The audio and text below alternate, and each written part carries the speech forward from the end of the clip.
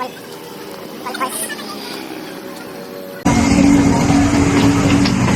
nandito tayo sa sa entrance ng Intramuros.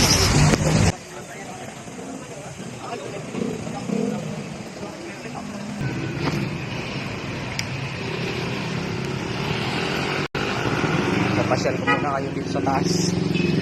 Akit tayo dito sa taas.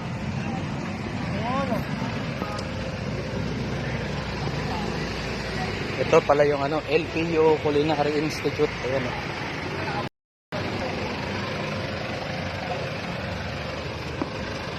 Meron sila train dito.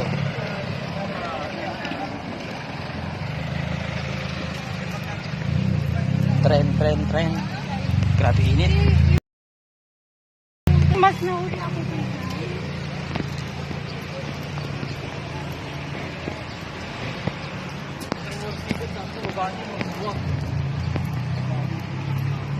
Yan, so tingnan natin yung sa taas. Dito tayo pupunta.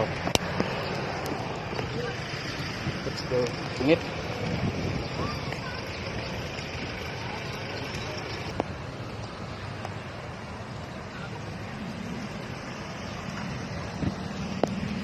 Dito tayo dadaan.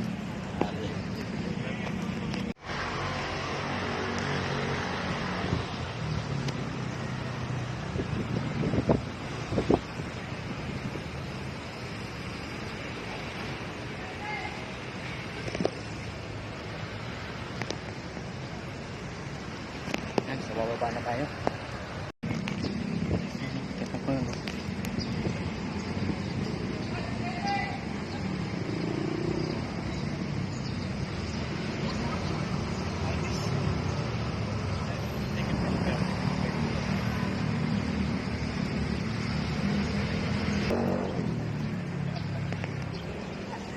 Ganda dito.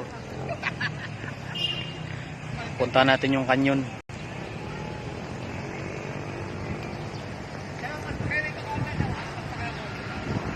So ganito yung tsura dito sa taas Intramuros.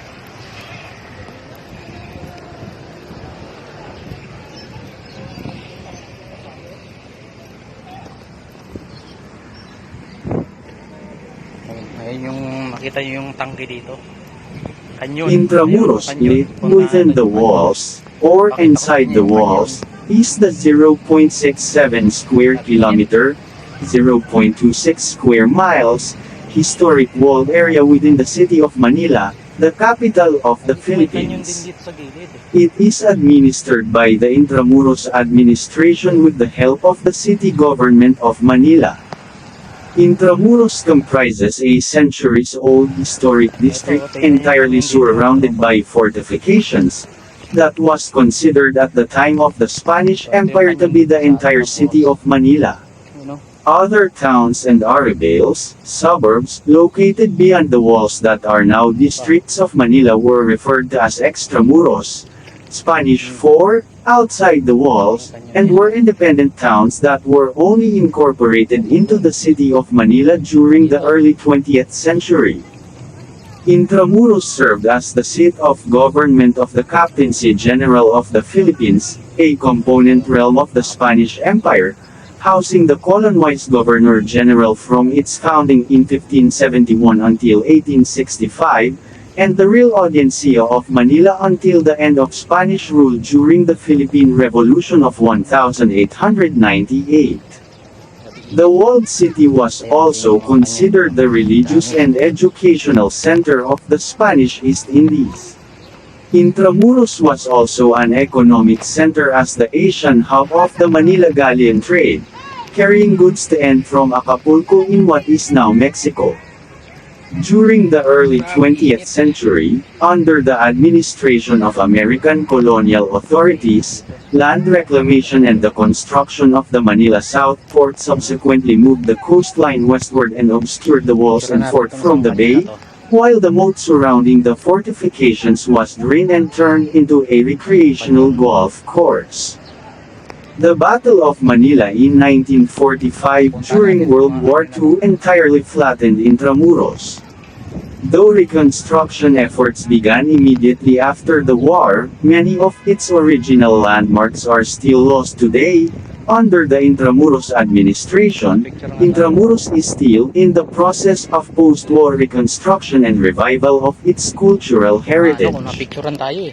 While Intramuros is no longer the seat of the contemporary Philippine government, Dito. several Philippine government agencies are headquartered in Intramuros. Tingnan nyo. Moreover, Intramuros remains a significant educational center as part of the city's university belt.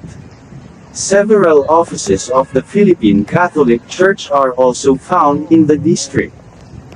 Intramuros was designated a National Historical Landmark in 1951. The fortifications of Intramuros were declared National Cultural Treasure by the National Museum of the Philippines, owing to its historic and cultural significance. 6. San Agustin Church, one of 4 UNESCO World Heritage Sites under the entry Baroque churches of the Philippines, is located within the Walled District.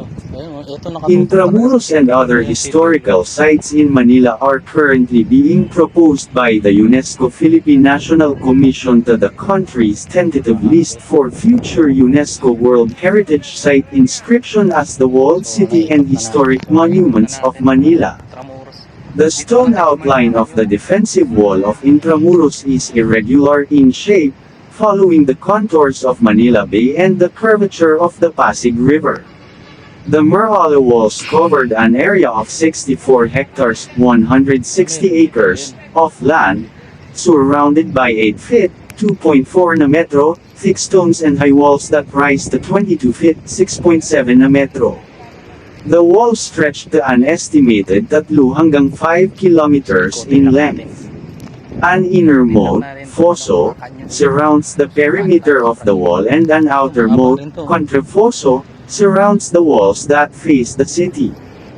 Several bulwarks, baluarte, ravelins, ravelin, and redoubts, reductos, are strategically located along the massive walls of Intramuros following the design of medieval fortifications.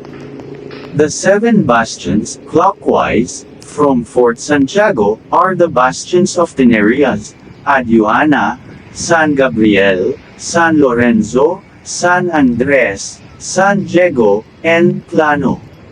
The bastions were constructed at different periods of time, the reason for the differences in style. The oldest bastion is the Bastion de San Diego, which was built in 1587. The fortifications of Intramuros comprises several parts, the front facing the sea and the river, which were less elaborate and complex, and the 3-sided land front with its corresponding bastions. Fort Santiago was built at the northwest tip where the sea and river converge, and this functioned as a citadel. Fort Santiago has significantly served as military headquarters of Spanish, British, United States and Japan during different eras throughout the Philippine history. In Fort Santiago, there are bastions on each corner of the triangular fort. The Baluarte de Santa Barbara faces the bay and Pasig River, Baluarte de San Miguel faces the bay, and the Medio Baluarte de San Francisco, which faces the Pasig River. Before the American era, entrance to the city was through 8 gates or puertas. They were, clockwise, from Fort Santiago, Puerta Almacines, Puerta de la Aduana, Puerta de Santo Domingo, Puerta Isabel II, Puerta del Parian, Puerta Real, Puerta Santa Lucia, and Puerta del Postigo. 3 of the gates were destroyed. 2 of them, the Almacines Gate and the Santo Domingo Customs Gate, were destroyed by American engineers when they opened up the northern part of the walls to the wharves. The Banderas Gate was destroyed during an earthquake and wasn't never rebuilt. Formerly, drawbridges were raised and the city was closed and under the watch of sentinels from 11 p.m. until 4 a.m. It continued so until 1852, when, in consequence of the earthquake of that year, it was decreed that the gates should remain open night and day. Salamat sa panunood. Huwag kalimutan mag-follow. Hanggang sa muli. Paalam. So, pauwi na tayo ngayon mga tropa. So, update ko na lang kayo mamaya. Let's go!